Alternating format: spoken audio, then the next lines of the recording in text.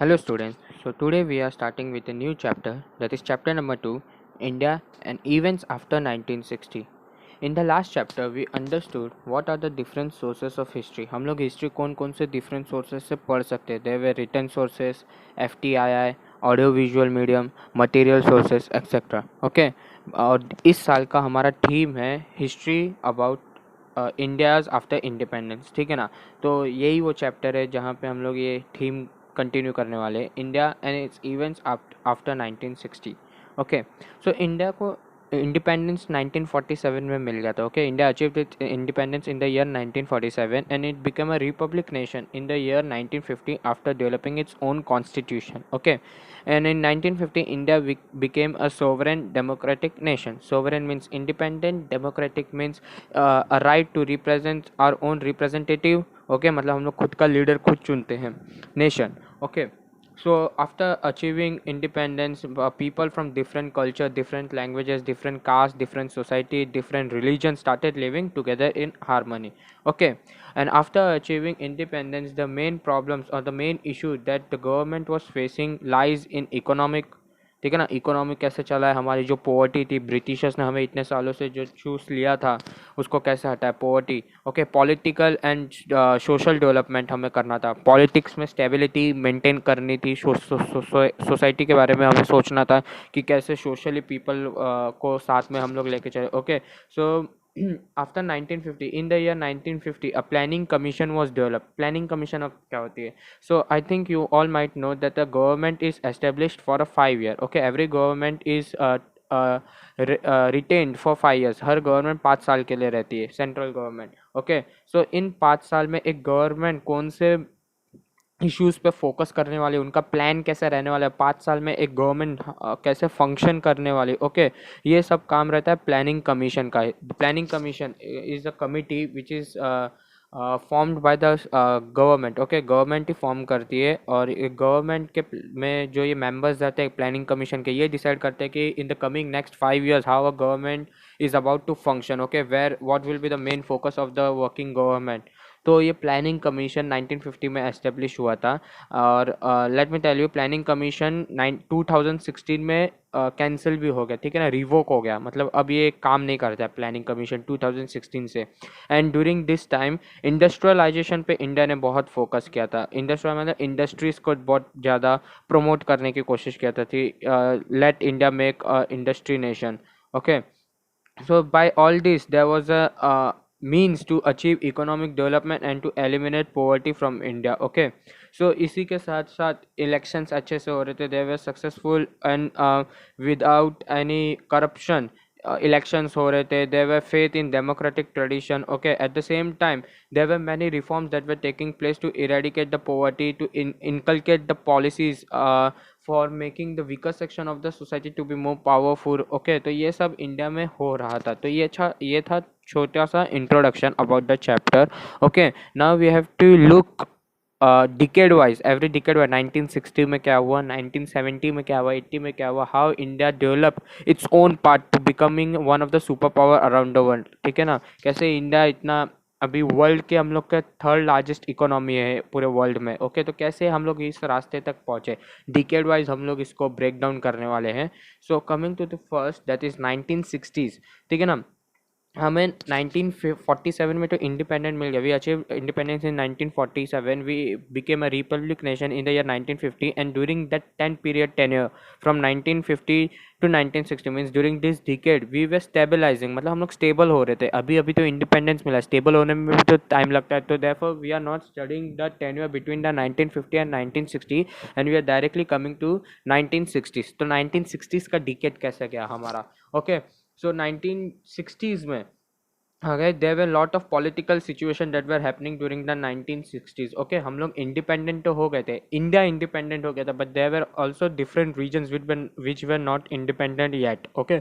अभी भी बहुत सारे इंडिया में ऐसे जगह थे जो अभी तक इंडिपेंडेंट नहीं हुए थे. For example Goa, Daman and Diu, this way और under the rule of Portuguese till now. ठीक है ना. 1960s चालू हो चुके हैं. तो ये सब इंडियन गवर्नमेंट में बहुत सारे टेंशन्स हो रहे थे कि कैसे अभी ये रीजन्स को फ्री किया जाए। ओके, इंडिया ने तो इंडिपेंडेंट ले लिया, पर अभी ये रीजन्स को कैसे इंडिपेंडेंट दिया जाए। सो इसी के साथ साथ कैसे तो इंडियन गवर्नमेंट ने कोप अप किया along with this foreign government, they started invading, they started invasions, war हुए, ठीक है ना, फाइट्स हुए, सोल्जर्स अटैक हुए। तो अब जाके अब ये सब हिस्सा Goa, Daman and Diu are now part of India, ठीक है ना। तो इसी के साथ साथ 1960 में 1950 से ही इंडिया और चाइना के बीच में बॉर्डर इश्यूज थे, ठीक है ना, 1950 जैसे आज भी चल ही रहा है। तो 1950 से there was a conflict between India and China regarding their border issues. Okay, and this all gave rise to a war in that happened in the year 1962. तो 1962 में इंडिया और चाइना के बीच में वॉर हुआ, and this war was fought in the region of the McMahon line. This McMahon line, अब ये McMahon line कहाँ है? तो देखिए, ये मैकमोहन लाइन है अरुणाचल प्रदेश के बॉर्डर पे। Okay, the border which is sharing by both India और चाइना, जो भी अरुणाचल प्रदेश का बॉर्डर को शेयर करते हैं इंडिया और चाइना, उसे कहते हैं मैकमोहन लाइन। ओके, सो ये था first introduction para of the 1960s। Okay, so after India achieved its independent in the year 1947, India selected और elected doctor Pandit Jawaharlal Nehru as its prime minister. So Pandit Jawaharlal Nehru became the first prime minister of the independent India, ठीक है ना, and he played a quite important role in maintaining the foreign relations of India with other nation, ठीक है ना। ये हम लोग ऐसा भी बोल सकते हैं कि he was the architect of Indians foreign policy, मतलब जो आज इंडिया का जो इतने अच्छे रिलेशंस हैं बाकी सब कंट्रियों के साथ, हम लोग ये तो कहते हैं कि मोदी की वजह से ये हुआ है, but we can say that the pioneer of this India's foreign policy was Pandit Jawaharlal Nehru. Okay, so he has contributed immensely in the field of social and economic development, ठीक है ना। एक बहुत ही important role play किया था पंडित जवाहरलाल नेहरू ने for the development of social and economy.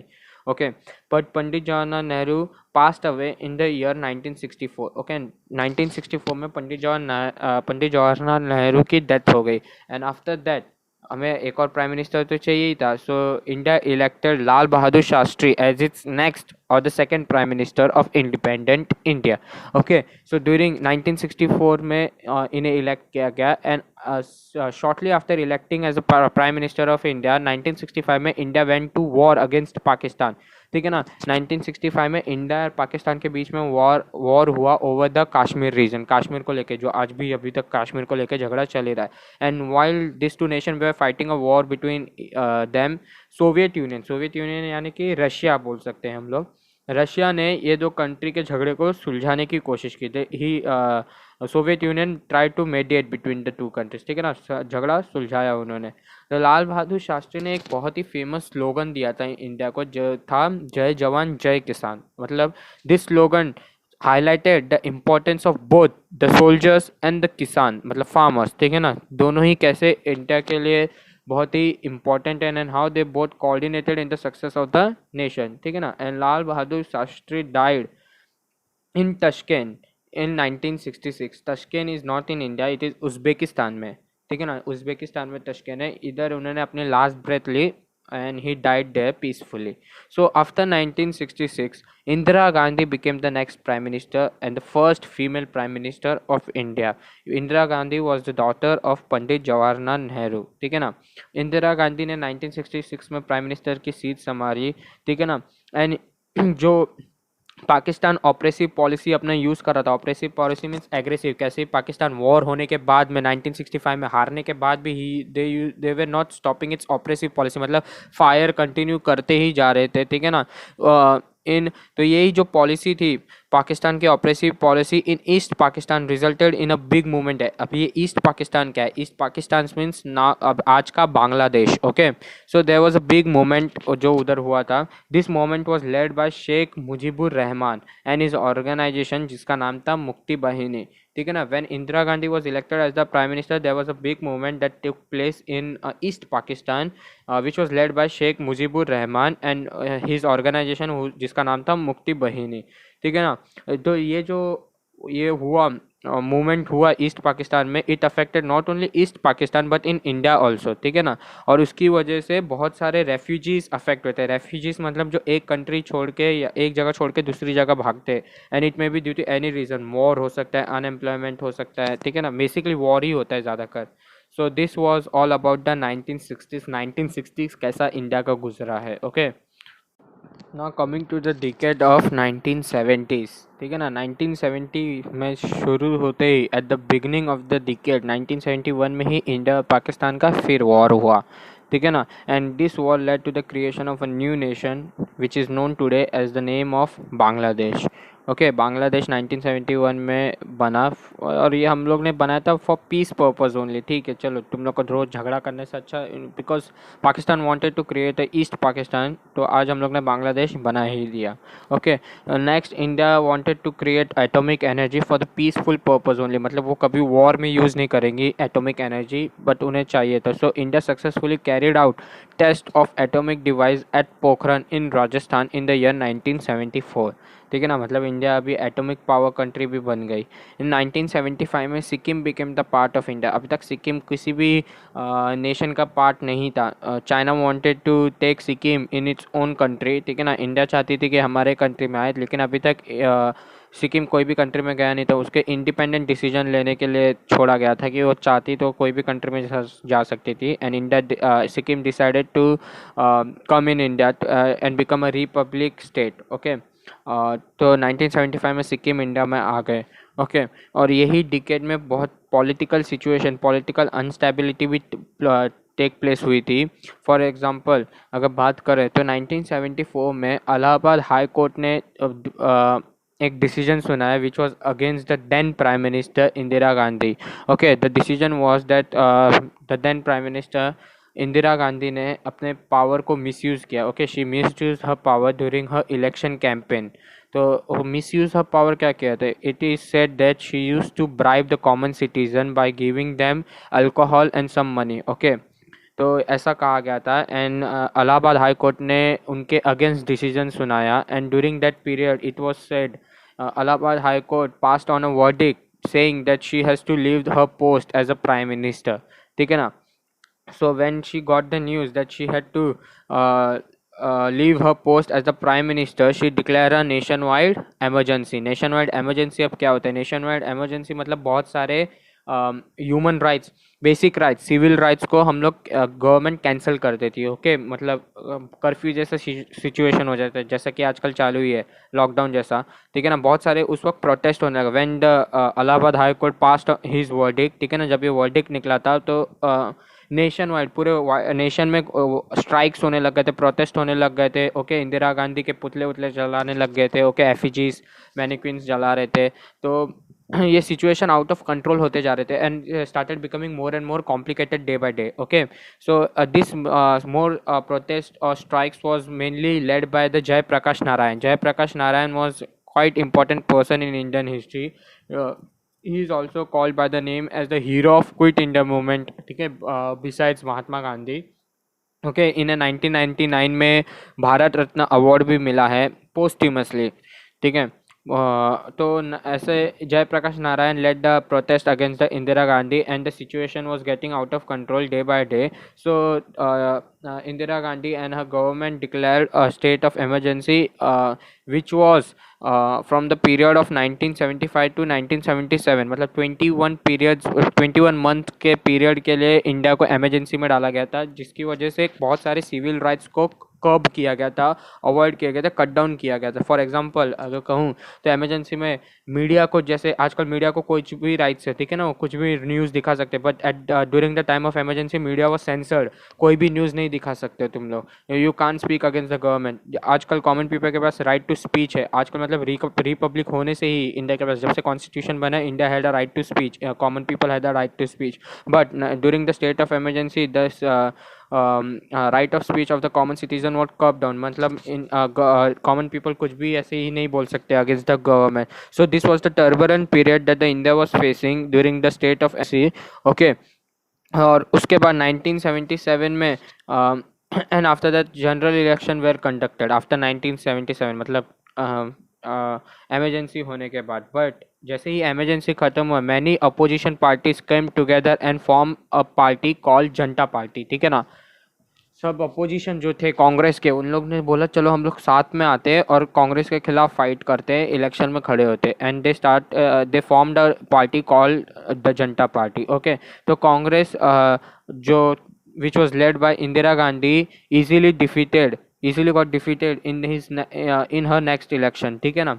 और Bharatiya Janata party या जनता पार्टी आगे जाके भारतीय जनता पार्टी बनी। ओके, तो जनता पार्टी ने मोरारजी देसाई को अपना नेक्स्ट प्राइम मिनिस्टर चुना। Okay, so Morarji Desai became the next prime minister of India, but his leadership under the Janata Party does not last long, ठीक है ना, ड्यू टू इंटरनल डिफरेंसेस। जब बहुत सारे पार्टीज एक साथ मिलके एक पार्टी बनाते तो उनके इंटरनली भी बहुत सारे डिफरेंसेस रहते हैं, बहुत सारे पॉइंट ऑफ व्यू उनके मैच नहीं होते, तो उन लोग इलेक्शंस तो जीत गए but there were lot of differences internally भी, ठीक है ना। So due to this Morarji Desai की जो गवर्नमेंट थी वो ज़्यादा दिन तक चल नहीं पाई। And after him, Morarji Desai, Charan Singh was elected as the Prime Minister of India, but उनकी भी सरकार ज़्यादा दिन तक चल नहीं पाई, and election was once again held in India in the year 1980, and again Congress party emerged as the winner in that election, general election of the year 1980, and Congress elected Indira Gandhi as the Prime Minister of India. So Indira Gandhi came to power once again in the year 1980.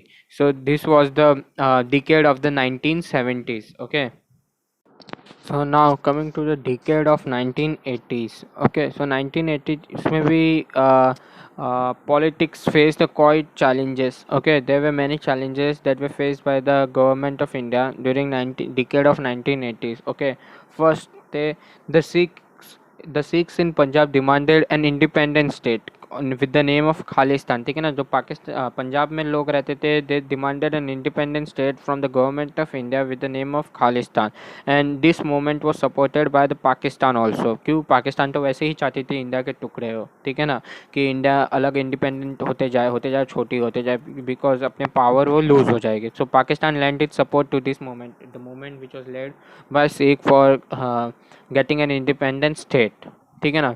लेकिन ये हुआ नहीं, तो Pakistan had send some terrorist into India which जो कि golden temple में रह रहे थे, ठीक है ना। So at that time when Indira Gandhi got this news that terrorist are taking shelter in Golden Temple, तो उन्होंने आर्मी भेजी गोल्डन टेम्पल में। जो गोल्डन टेम्पल में आर्मी भेजी मतलब ऐसे ऑस्पिशियस जगह पे, शुभ जगह पे तुम लोग वेपन्स लेके नहीं जा सकते, गन बंदूक बारूद। ओके, बट इंदिरा गांधी ने आर्मी भेज दी अपनी गोल्डन टेम्पल के अंदर with shoes on and weapons in the hand. तो इससे सिख लोगों को बहुत गुस्सा आया, ठीक है ना। उन लोग बहुत इंदिरा गांधी से गुस्सा किए, and one of the personal bodyguard of Indira Gandhi was Sikh, तो उसने इंदिरा गांधी को असैसिनेट कर दिया। ओके, असैसिनेट कर दिया मतलब गोली मार दी इंदिरा गांधी को, one of her own personal bodyguard.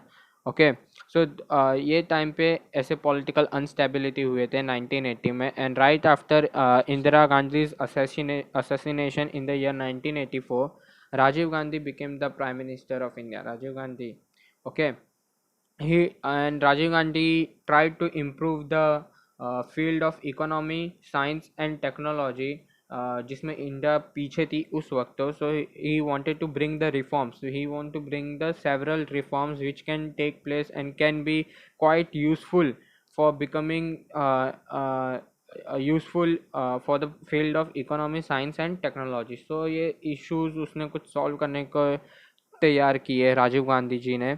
And one of the issue that he tried to solve was Tamil minority जो श्रीलंका में रहती थी। Tamil minority means small population of Tamil people was living in Sri Lanka and they were facing quite a lot problem, ठीक है ना। So ही उनकी problem solve करने के लिए कोशिश की। He promoted the idea of united Sri Lanka, तो वो श्रीलंका से बात कर रहे थे कि जो भी तमिल माइनॉरिटी श्रीलंका में रहती है कि उनको तकलीफ ना हो, ठीक है ना। But his effort went in when, ठीक है ना, वो मतलब एक कुछ काम के नहीं है। श्रीलंका पीपल ने उनकी सुनी नहीं, श्रीलंकन गवर्नमेंट ने didn't pay any attention to the proposal of Rajiv Gandhi. Okay, so Rajiv Gandhi in the near future also faced a quite criticism when the charges of corruption was put upon him, ठीक है ना, एक corruption के charge उनके ऊपर, भ्रष्टाचार के charge उनके ऊपर डाले गए थे when he sign the deal, equipment deal, defence equipment deal, जब वो खरीद रहे थे लॉन्ग रेंज कैनन्स, कैनन्स में तोप होते हैं, तो when he was purchasing a long range cannons from the company, foreign company called Bofors, ठीक है ना, so charges of corruption were faced by him, बोले थे कि बहुत सारे करप्शन भ्रष्टाचार किए राजीव गांधी ने, ठीक है ना। सो करप्शन, जब ये शब्द आए राजीव गांधी के ऊपर फेस करने के बाद, corruption become a quite important topic in the next general election, ठीक है ना। और ये जब नेक्स्ट जनरल इलेक्शन आया, Rajiv Gandhi face the defeat, ठीक है ना, राजीव गांधी हार गए, and a new party with the name Janata Dal who was formed with a lot of coalition of different party, मतलब बहुत सारी different parties साथ में मिलकर ये जनता दल पार्टी बनाई थी, वो जीत गई, and Vishwanath Pratap Singh became the next prime minister of India. Vishwanath Pratap Singh जब वो प्राइम मिनिस्टर बने, he played a quite important role for providing the reservation for the OBC और अदर बैकवर्ड क्लासेस। हम लोग आज भी सुनते हैं कि ओबीसी के लिए एक रिजर्वेशन होता है, कॉलेजेस में होता है, जॉब्स के लिए होता है, अलग अलग फील्ड्स में होता है, ठीक है ना। तो ओबीसी को जो ये रिजर्वेशन होते हैं, ये विश्वनाथ प्रताप सिंह और उनके गवर्नमेंट की वजह से मिले थे, ठीक है ना। So he is considered to be the most important contribution for providing a reservation to the classes of OBC, okay. But उनकी गवर्नमेंट भी ज़्यादा टाइम तक चल नहीं पाई, बिकॉज वही same reason, internal differences, because when lot of different parties with different ideologies come together and form a coalition, there is obviously there is a point, there will be a point when there could be a internal differences, ठीक है। तो विश्वनाथ प्रताप सिंह की भी सरकार गिर गई, okay. And in 1990 Chandrashekhar become the prime minister of India, but इनकी भी गवर्नमेंट शॉर्ट लिव थी, थोड़े टाइम के लिए ही थी। एंड इन 1991 जब वापस इलेक्शन होने वाला था, बिकॉज की गवर्नमेंट तो लगातार चेंजेस ही हो रहे थे ड्यू टू इंटरनल डिफरेंसेस, जब 1991 में वापस इलेक्शन होने वाला था, during the election campaign the terrorist organisation in Sri Lanka with the name liberation tigers of Tamil Eelam assassinated Rajiv Gandhi को उनके इलेक्शन कैंपेन में गोली मार दी गई, ठीक है ना। तो ये हुआ था। एंड 1980 से there was unrest in Jammu and Kashmir, in Kashmir valley में। सो टेररिस्ट एक्टिविटी बहुत बढ़ने लग गई थी कश्मीर में, and due to this Kashmir pandits जो वहाँ पे रहते थे, कश्मीरी पंडित्स मीन्स जो कश्मीर वैलीज में लोग रहते हैं, ब्राह्मण लोग रहते हैं, उन्हें कहते हैं हम कश्मीरी पंडित। तो जब when terrorist activity start rising in those Kashmir regions, Kashmiri pandit had to run from there, उन लोग को उधर से भागना पड़ा था, and they had to take shelter in different regions और डिफरेंट स्टेट, जो कि आज भी फैले हुए हैं। तो ये प्रॉब्लम हुआ था। The problem of this terrorism और going unrest of terrorism in Jammu and Kashmir region was increasing day by day, okay, in the form of terrorism. So now next topic is the changes after 1991. So the year 1991 is considered as a quite important year, not only from the India's perspective but from the world's point of view also, ठीक है ना, क्योंकि 1991 में Soviet union disintegrate हुआ था। Means Soviet Union was a group of country, ठीक है ना। रशिया तो बहुत मेन ही थी सोवियत यूनियन में, but there were also small different countries. तो जब सोवियत यूनियन डिसइंटीग्रेट हुआ तो बहुत सारे छोटे छोटे न्यू कंट्री फॉर्म हुए थे। For example Czechoslovakia, okay, Uzbekistan, Turkmenistan, Belorussia, Ukraine, तो ये सब कंट्री फॉर्म हुए थे जब सोवियत यूनियन डिसइंटीग्रेट हुआ। 1991 में कोल्ड वॉर ख़त्म हुआ था बिटवीन अमेरिका एंड रशिया, ठीक है ना। सो इन 1991 PV Narasimha Rao was the prime minister of India, and he brought many changes in the Indian economy. वो टाइम पे राम जन्मभूमि और बाबरी मस्जिद का भी बहुत सारा मसला चालू था, बहुत सारे इश्यूज सामने थे अयोध्या में, जो आज भी चालू ही है, okay. So there was three election conducted between the year from the 1996 to 1999, but no political party could gain a majority, मतलब कोई भी ऐसा क्लियर विनर नहीं था ये इलेक्शन में। तो this results in 3 short lived government, मतलब जब 3 बार इलेक्शन हुए थे between the year 1996 to 1991, 3 government elect हुए थे, और तीनों में कुछ ना तो कुछ डिफरेंसेस के वजह से गवर्नमेंट ज़्यादा दिन तक नहीं चल पाई थी एंड अगेन इलेक्शन करने पड़े थे. सो द लीडर और the prime minister during this elections व अटल बिहारी वाजपेयी, HD देवेगौड़ा एंड इंदर कुमार गुजराल. ठीक है ना, ये 3 इलेक्शन में ये 3 प्राइम मिनिस्टर इंडिया ने इलेक्ट किए थे. And finally in 1999 national democratic alliance करके एक पार्टी बनी थी जो भारतीय जनता पार्टी के अंडर काम करती थी. वो जीत गई election with a clear majority and they elected Atal Bihari Vajpayee as its prime minister. ठीक है ना, तो अटल बिहारी वाजपेयी बन गए prime minister.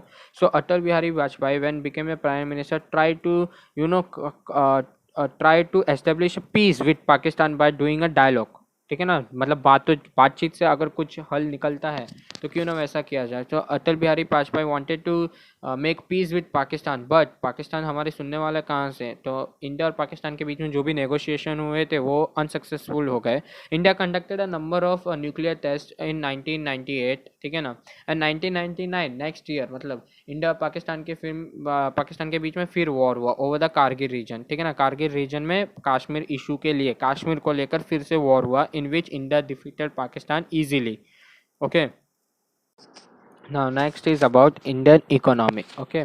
So right after achieving independence हम लोग ने इंडिया ने 3 चीज़ पे फोकस किया था. First is modernisation of economy, मतलब कैसे इंडिया को मॉडर्न बनाया जाए. Second was economic self sufficiency, how India can become self-reliant or self-dependent, and third was social justice, how to eliminate poverty from India. So ये 3 थे characteristics on which the Indian economy was working. ठीक है ना, India wanted to become modern country. ठीक है ना, modern बनना था. और India also wanted to become self reliance, मतलब सेल्फ डिपेंडेंट, किसी के और के ऊपर डिपेंड होने की ज़रूरत नहीं थी. India wanted to become a self reliance country. So ये कैसे हो सकता था? By establishing different industries into the India. India अब तक सिर्फ फार्मिंग के लिए जानी जाती थी. ठीक है ना, बट आफ्टर डेवलपिंग और after building many different industry into the different field, India can achieve all this characteristics of modernity और सेल्फ रिलायंस. ठीक है ना, सो इसके लिए ये सब करने के लिए एक प्लानिंग चाहिए था. तो इंडिया ने नेशनल प्लानिंग कमीशन एस्टेब्लिश किया. ठीक है ना, and national planning commission will coordinate the government in developing the policy for the 5 year. ठीक है ना, 5 साल के जो प्लान बनते हैं गवर्नमेंट के, वो नेशनल प्लानिंग कमीशन हेल्प करेगी गवर्नमेंट को कि कैसे government should run and conduct it's policy smoothly and efficiently. Okay, so Narasimha Rao started bringing many reforms from the year 1991, and one of its most famous reform in economics was liberalisation मतलब एक तरह से हम लोग बोल सकते हैं फ्रीडम. ठीक है ना, तो उन्होंने इंडस्ट्री को बहुत सारी freedom they the. For example FDI allow कर दिया. FDI मतलब अभी फॉरेन कंट्री भी इंडिया में पैसे लगा सकती है उस वक्त. ठीक है ना, 90 अब आजकल तो हम लोग देखते ही लगाते ही है. बहुत सारी कंट्री जैसे अमेरिका इंडिया में इन्वेस्ट करती है, चाइना इंडिया में इन्वेस्ट करती है. ओके, सो लिबरलाइजेशन वो पहला स्टेप था जब से इंडिया में कोई भी दूसरी कंट्री इन्वेस्ट कर सकती है. और ऐसा भी हम लोग कह सकते हैं कि बहुत सारे जो प्रोसीजर्स थे उस वक्त इंडस्ट्री चालू करने के लिए, वो प्रोसीजर बहुत सारे कम कर दिए नरसिम्हा राव ने. So it was important step. ठीक है ना, और इसकी वजह से इकोनॉमी इंडिया में फ्लरिश हुए, मतलब the Indian economy flourish as a result of the implementation of this policy. Which policy? Liberalisation की वजह से. कि से the foreign investment in India started increasing. India में और बहुत सारे डिफरेंट कंट्री इन्वेस्ट करने चालू किए. जो इंडियन प्रोफेशनल्स थे, जो प्रोफेशनल कोर्सेज करते थे, दे helped reforming the Indian economy. कैसे? क्योंकि उन लोग तो सेल्फ रिलायंस थे. ठीक है ना, उन लोग जब इंडस्ट्री इंडिया में डेवलप करेगी तो उनको जॉब भी अच्छे मिलेंगे and they will help the economy of the country to boost. Okay, so ऐसे ही करते करते जब when different nation started investing their money into our nation, तो इसी के ज़रिए टेक्नोलॉजी, इंफॉर्मेशन टेक्नोलॉजी में इंडिया ने ग्रो करना चालू कर दिया. सो जब when India information technology started boosting up in the nation, it gives a lot of employment opportunity to the Indian people. ठीक है ना, इंडियन लोगों को एम्प्लॉयमेंट अपॉर्चुनिटी मिलने लगी. So this all changes which Narasimha Rao brought into the India in 1991 can also be described as globalization. ठीक है ना, इसको globalization भी बोल सकते हैं. So the next topic is about science and technology. When we talk about science and technology, दो major events आते हैं इंडिया के सामने. The first was by MS Swaminathan, which was known as Green Revolution in the year 1965. Green Revolution में MS Swaminathan ने बहुत सारे ऐसे टेक्निक्स बताए which can increase the productivity of the food grains. ठीक है ना, तो ये Green Revolution को इन्होंने बूस्ट किया था. And the second was doctor Verghese Kurien, who is called as the father of the white revolution. ठीक है ना. वर्गीस क्यूरियन ने इन मिल्क प्रोडक्शन इंडिया में बढ़ाया था. Okay. And this milk production जब इंडिया में बढ़ा था, this is called as the white revolution. Okay. So after this, India also achieved a lot of progress in the field of atomic energy and space. ठीक है. Doctor Homi Bhabha ने atomic power, Indian atomic power programme की foundation किया था. Okay. Found किया था. And second was India also started achieving considerable success in the field of space and technology. ठीक है ना. So India was always from the point of view that it will not use nuclear power in the field of battles. ठीक है ना. It will only use nuclear atomic power for the purpose of generating electricity, pharmaceuticals मतलब दवाई बनाने के लिए, and defense. Okay. And in 1975, India launched its first satellite into the space with the name Aryabhatta. Okay. And आज तो हम लोग देख ही सकते हैं इंडिया कैसे स्पेस में अचीव किए success. India has launched a quite number of satellites into the space. ठीक है. So this was the considerable advancement of India into the field of science and technology. Next topic is about the changes in social field. मतलब society में government ने कैसे progress किया. How government help people living in different parts of the society to come together and live in harmony and peacefully. तो some of the changes government ने लाए थे related to the issue of empowerment of women. Women को India को independence मिलने के बाद भी काफ़ी सारे प्रॉब्लम्स फेस करने पड़े थे. So India made quite policies for the empowerment of women regarding the and also regarding the regarding the upliftment of the deprived section of the society. मतलब बहुत सारे ऐसे लोग भी थे जिनको बेसिक राइट्स भी उनको नहीं मिल पा रही थी. तो India made a policy for both women and the deprived section of the society and to promote the all round development of women and children. मतलब वुमेन भी और चिल्ड्रन भी दोनों सोसाइटी में आगे बढ़े. ठीक है ना. There was a department that was developed, department of women and the child development in the year 1985. And this department was functioning under the ministry of human resource development. ठीक है ना. मिनिस्ट्री ऑफ ह्यूमन रिसोर्स मतलब ये ministry थी central government की human resource, जैसे कि HRD एक आज भी डिपार्टमेंट है, उसके अंडर ये काम करते थे. ओके. सो ये थे some laws they made to ensure that social justice of with women was maintain. Social justice women को मिलना चाहिए. ठीक है ना. For example prohibition of dowry act and equal remuneration act. Prohibition of dowry act means दहेज लेना मना हो गया था, और equal remuneration means women and man दोनों की salary payment when the work doing by both male and female is same, तो पेमेंट भी दोनों को सेम मिले. At that time there was lot of partiality that was going on in the payment के लिए between man and women. Okay. So partiality को रोकने के लिए ये एक्ट बनाना ज़रूरी था. सो एज पर 73rd एंड 74 कॉन्स्टिट्यूशन अमेंडमेंट्स का मीनिंग होता है चेंजेस इन द कॉन्स्टिट्यूशन. तो ये dowry act and equal remuneration act बनाया था. There was the seats reserve for the women in the local government bodies. Local government body means gram panchayat या BMC elections जो होते हैं उनके लिए, उनमें कुछ सीट्स वुमेन्स के लिए ही रिजर्व की रख गई थी. जो भी according to the makers of Indian constitution, जिन्होंने कॉन्स्टिट्यूशन बनाने में हेल्प की थी, they were of the point of view that there were lot of people from the backward classes who were not getting equal opportunities or they were deprived of their rights. Okay. तो due to caste system जो India में चलता था, उनकी वजह से उन्हें बहुत सारे प्रॉब्लम फेस करने पड़ते थे. तो therefore one commission was set up, और committee was set up in the year 1953 with the name Kaka Saheb Kalelkar commission. Okay. So इनका काम था कि they had to improve the condition of the backward classes. Okay. जो कास्ट सिस्टम की वजह से जो लोगों को ऑप्रेस किया जा रहा है, उनका अपलिफ्ट करना था सोसाइटी में. ओके. 1978 में एक कमेटी बनाई गई under the chairmanship of BP Mandal. Okay. To study the issue of backward classes. क्यों, क्या हो रहा है उनके साथ, क्या उनको राइट्स मिल रहे हैं, where they facing any problem. Okay. So the reservation उनके लिए किया गया. The policy of reservation was adopted. क्योंकि बैकवर्ड क्लासेस को उस वक्त बहुत ऑपरेस किया जाता था. Okay. So there was necessity to provide the reservation for the classes of the backward. ठीक है ना. सो गवर्नमेंट ने एक सेक्शन एक एक्ट पास किया, the government pass the prevention of atrocities act in the year 1989। Atrocities का meaning होता है जो जुल्म करते हैं, ठीक है ना, लोगों के ऊपर, वो होता है। तो this act was passed in the favour of scheduled caste and scheduled tribes, okay, so that they can live with dignity and respect without any fear from anybody, without any operation of upper classes, ठीक है ना।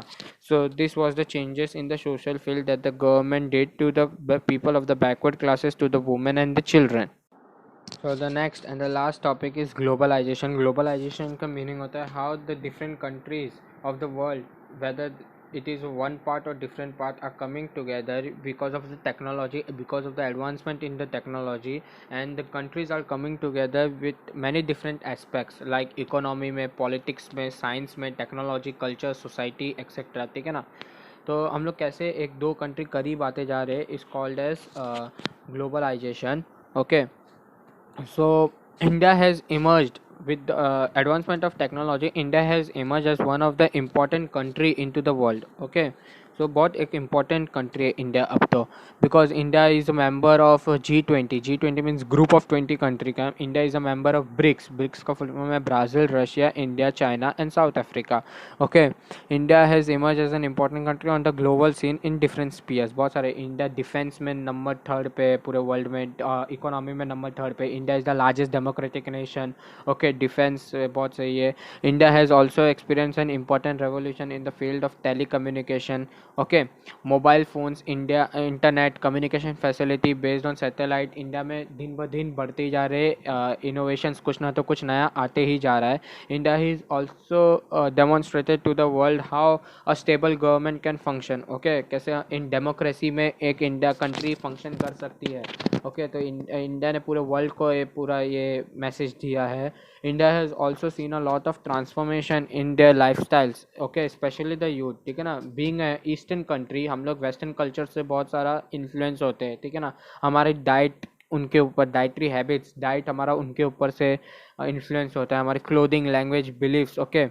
तो ये थे globalisation. With this I think I have able to cover all the concept of the chapter, okay. Now the main part remains with you. You have to read this chapter at least 2 times to get the clear picture of this chapter and make it more visible and more understandable in front of you, okay. तो 2 बार तो कम से कम read ही करो, ठीक है। Thank you very much.